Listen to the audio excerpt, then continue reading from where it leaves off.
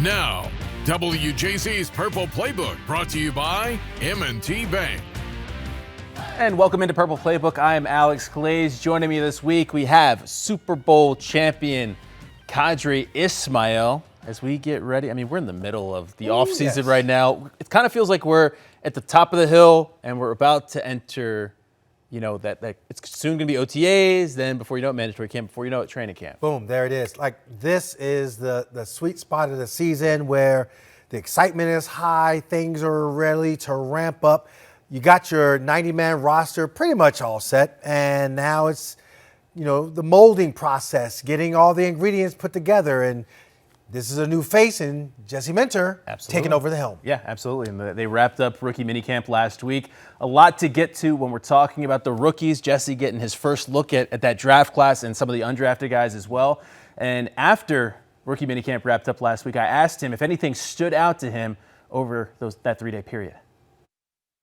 It's a rookie minicamp, in May, and we're not really in full gear, so we're trying to be smart from a physicality standpoint. But I really just enjoyed the guys' urgency, like their eagerness to want to learn, their eagerness to want to get better. They learn how we operate going from drill to drill and doing the different things that we try to do. So overall, man, really pleased with the whole group. But especially, man, just the guys that you want to look really good have looked really good. And so that's a great start for them.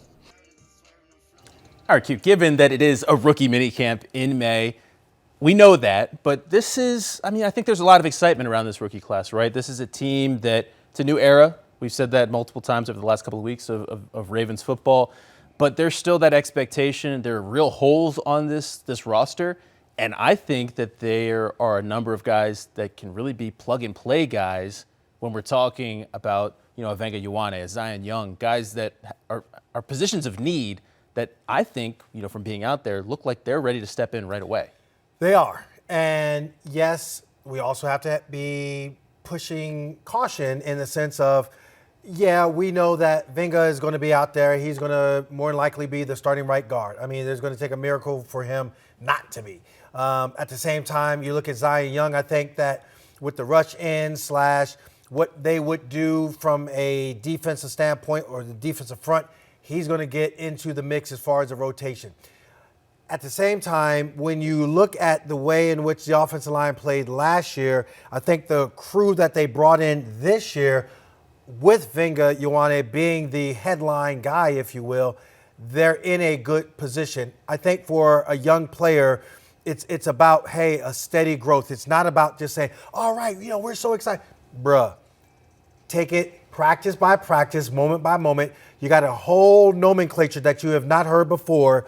How is it going to be for you? So for Venga, how is it going to be when, Dwayne Ledford is talking a certain way in which you want to, go against with Roger Rosengarten and making sure is it a scoop? Is it a duo? Is it a duel? Those are some different languages that he might not have heard at Penn State. So a lot of learning left to do, lots to go on, and we don't want to necessarily just sit there and say, oh, wow, yeah, this is it. We're just plugging them on in right now. Let's pump it. Let's chill. Let's recognize. You can look at me. You're talking right to me. You're talking to me. There you go. Can look at me. The excitement of it all. I know you're excited. Because I feel like he is that guy that can step right in. Even from just being out there that one day, seeing how he's the guy breaking down the huddle. He's the guy. I've talked to him twice. He's the guy talking about his mentality. Go out there and kill. That's his mentality. He's got that's setting a new tone. Yeah. That's not the attitude Ronnie Stanley has or vocalizes, right? That's not how Ronnie postures himself. That's obviously the mentality that guys have when they're out there. Sure. But this is a new attitude that he's bringing. Yeah, I get that, and I respect that. Pump the brakes though. Like, the veterans aren't there. Calais Campbell is not across from him in a scrimmage situation. We don't know yet whether or not they're going to have a practice where it's them against another team and they're in the throes of training camp. Venga is fresh legs, fresh mind, let's go. But, okay, let it kind of continue. I do want to ask you about the two receivers that I saw out there as well, Jacoby Lane and Elijah Surratt. These are guys that are just bigger than the other guys that were out there. These are two guys, 6'2", 6'3", 200-plus pounds, they have different body types than I think we're used to seeing in that receiver room. What are you expecting those guys to add to this offense? Yeah, you know what? I mean, when I look at the roster and, I see the Zay Flowers, Rashad Bateman, the Tez Walkers of the world, LaJohntay Wester, yeah, Jacoby and Elijah, they both have an opportunity to kind of come in and show what they can do as a taller, more, physical receiver. But you also have to pump the brakes too. This is, we see the video. They're looking good. They're looking sharp. They're looking like, wow, this is amazing. Oh my God, look at him. He just jumped up and he just caught the ball like that. That's just so fantastic. Okay, the hardest position in football, pro football, to adjust is the wide receiver position. Let me use my fingers for example. So right now in college, this is wide open. Oh man, you beat the guy, you beat him really well. In the pros, this is wide open right there. So that little bit, oh man, that right there, that defensive back, he can kind of get you real quickly. And so you got to have a lot of poise, you got to have a lot of understanding, you got to have a lot of trust, because the quarterback is throwing the football. Whether you like it or not, he's throwing it your way, and you better come up with it. It takes time, and I think for them to assimilate themselves in Declan Doyle's offense, hey, I'm all for it, but at the same time. Worth noting, those are also two guys that were pretty darn good at contested catches, and Jacoby, you're talking about 6'3", 40-inch vertical, just go up and get it. Just saying. But before we go to break, I do want to ask you about the quarterback situation, because now there are 5 quarterbacks on this roster. They signed Skylar Thompson earlier this week. You add him into the mix with the 2 rookie quarterbacks and Lamar Jackson and Tyler Huntley. I think people are questioning, why would there be 5 quarterbacks on this roster in the offseason? For you, does that make sense? Does that number make sense for the offseason? It does. The whole idea of the camp arm, if you will, the guys are going out there and they're trying to warm up and get themselves ready to play, and there's a lot of throwing. At the same time, Tyler Huntley, for example, when he was down in Miami and even a little bit up here, I mean, he threw so much that he was like, you know what, I kind of threw my arm a little bit too much. Let me kind of back it off and chill. So I think with the 5 quarterbacks, it gives them an opportunity to have a high volume of throwing, but the top 2 quarterbacks, they don't have to put all that pressure on their arm. I was going to say, keep number 8 fresh. That's all we're trying to say. Hey, okay. Go ahead, youngin'. Go out there and throw with those guys and see how you look. Great I'll see job. you guys for the one team period. The one team period. There you go. Every other day. That's all we need. All right, we're going to take a break. When we come back, we're going to talk about the undrafted rookies and focus on one of them. You might remember that last name, Lardarius Webb Jr. We're talking about his opportunity that's in front of him to make this Ravens roster when Purple Playbook continues. This is the Purple Playbook, brought to you by M&T Bank. The winning prognosis, brought to you by LifeBridge Health. Care bravely. And welcome back to Purple Playbook. Q, listen, I know I make you feel old all the time when I talk about Super Bowl 35 and maybe being in the 5th grade and all that stuff. It's all fun and games. No, I thought it was fun until last week. I'm out at rookie camp and I'm talking to Lardarius Webb Jr. And I'm telling him, your dad is one of my favorite players, and all of a sudden I'm feeling it certainly made me feel some type of way. But Lardarius Webb Jr., an undrafted cornerback out of Wake Forest, has an opportunity to make it to the NFL and follow in his father's footsteps here in Baltimore. His father, Lardarius Webb, of course, won a Super Bowl here back in 2013, played his entire career in Baltimore, and now his son has a chance to make this Ravens roster. Here with Lardarius Webb Jr., your dad, one of my favorite players. I told you, I'm feeling old talking to you, but this is obviously a big moment for you. What made Baltimore the right fit for you? Man, this is home. This is a feeling. This is a feeling. I walked on the field since a little kid. When I walked in the building, I just feel like my dad was a Raven. I was born to be a Raven, and when I had the opportunity to come here, I knew I had to take advantage of that opportunity. I mean, you grew up in this facility. How does it feel kind of coming back now, and this is like your chance to leave your mark? All right, so basically, when I walked in here, man, I was like, at first, it was like, wow, like, I know my ins and outs. Like, everybody trying to find their way around. I'm like, boy, this is new. Only a couple of new things, the nutrition, the center, but everything else, like, it's the same exact thing, man. So just I'm just ready for the opportunity. You know what I'm saying? I'm here for the opportunity, and I'm gonna take advantage of that opportunity. This is obviously a new era of Ravens football with Jesse Minter taking over here. What are the Ravens getting in Lardarius Webb Jr.? They're getting the 2000 defensive player type of player. You know, my dad, won a Super Bowl in 2012, around 2012 against the 49ers. And all my dad was, I grew up on, like, as a DB, you have to, the Ravens way is run, hit. You have to be able to run and hit. You know what I'm saying? So that's the Ravens style, and that's what I grew up in. And that's what my dad just put in me. So now that's the type of player I am, just run and hit. That's all I know is the Baltimore Raven way. Literally born to be a Raven. Yes, the Raven way. That's all I know is the Raven way, and the Raven way is run and hit. You've only been here a couple days now, but how is everything going for you? Is this everything you've dreamed of? Yes, sir, it is, man. It's dream come true. Jesus is the greatest, man. I'm so thankful, but my whole life, it just seeing my daddy want to play in the NFL and want to be like him. But actually separating from him and actually wanting this goal for myself and saying this is my destiny and this is what I want to do. So now in my head, I just always imagine myself as an NFL defensive back. So stepping into this building, it was nothing new. It was nothing I never felt before. It was like I was already here. Really a great conversation with Lardarius Webb Jr. But I think what stuck out to me, Q, you so often, these pro dads, they push their kids to, fit into their sport and so they can live. But he wanted this for himself, and he's here on his own accord. Just a really cool opportunity for him. But got an uphill battle to make this team, and it's going to all come down to special teams, right?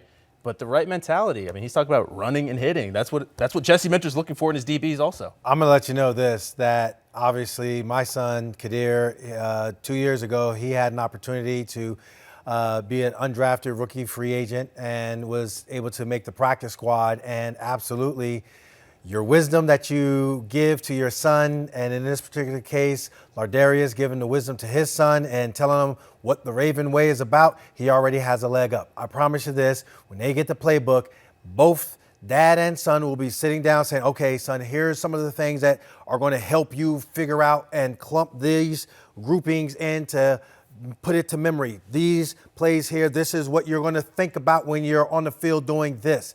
And it's that back and forth, watching the film, giving him details that other guys just won't be able to have the advantage of. And so he has a leg up, and it's just about him going out there, being healthy, and showing up each and every day throughout training camp. Really quick, too, just specific to the Ravens, though, I think you kind of hit on it. The mentality is something, and the culture here is something that you really can only speak to if you've experienced it and you've been inside those walls. So, from that perspective alone, Lardarius Webb Jr. has a leg up. Well, physically as well as psychologically. I've been through these doors. I've been in these walls. I've seen all the guys. I've, stood next to Ed Reed and Ray Lewis, and I might have been a little kid, but yet at the same time, I remember them vividly. And yeah, I know the high expectations and standards that being a Raven player, what comes along with it. And so absolutely, those are things that in my mind are an advantage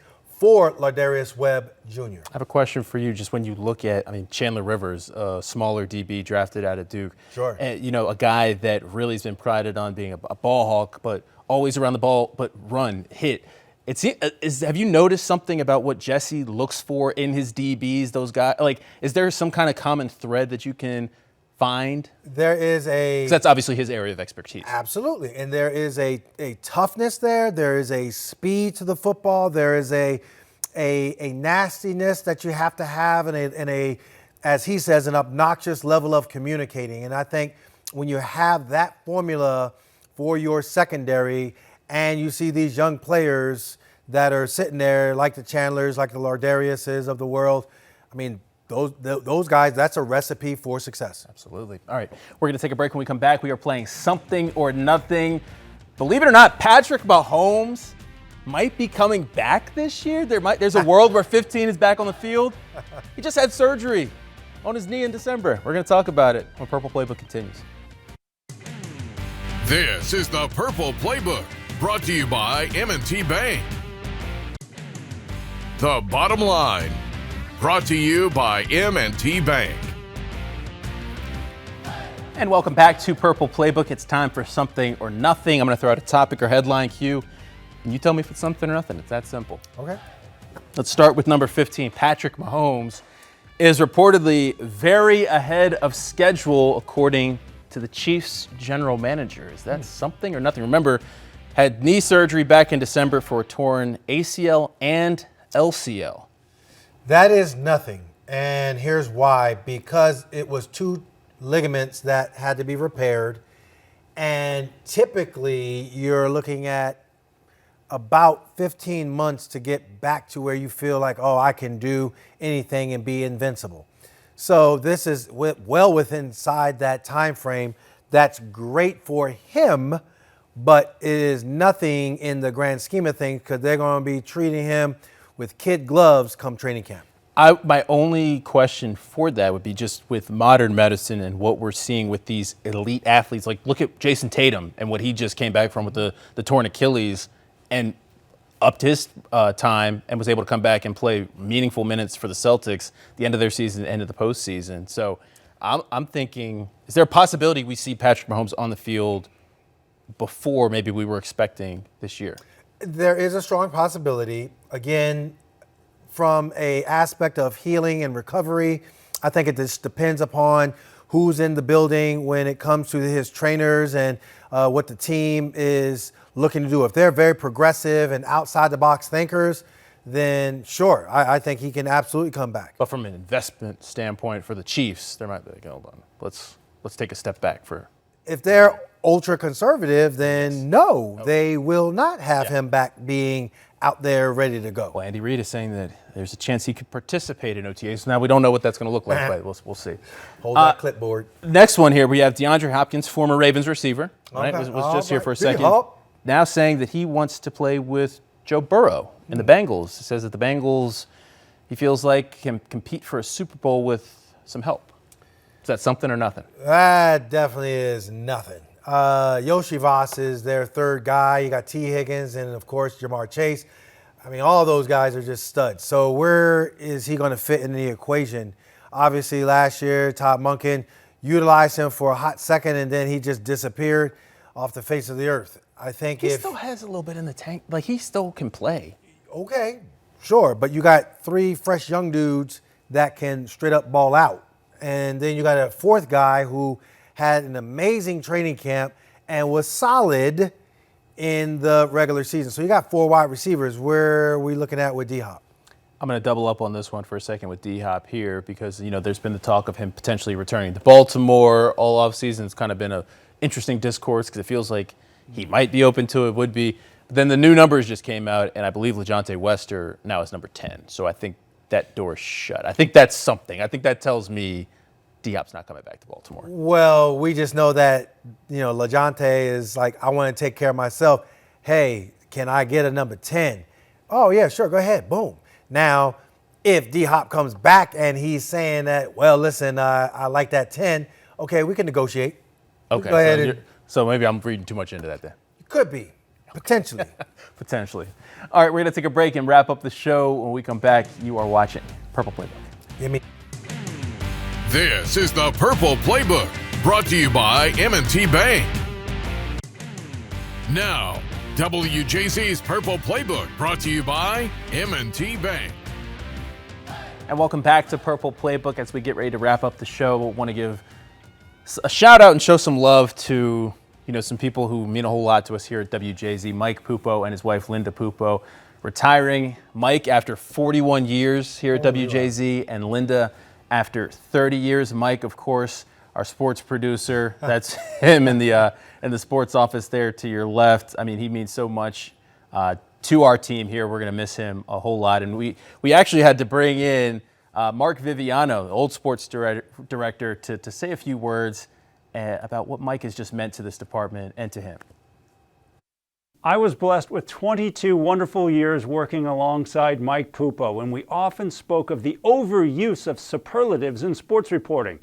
But in this case, superlatives are all I have. Mike is the best. I've known no one more prepared, knowledgeable, organized, creative, and calm under pressure. He did it for decades, and he made everyone who worked with him better. That's greatness. Thank you to the all-time best, Mike Pupo.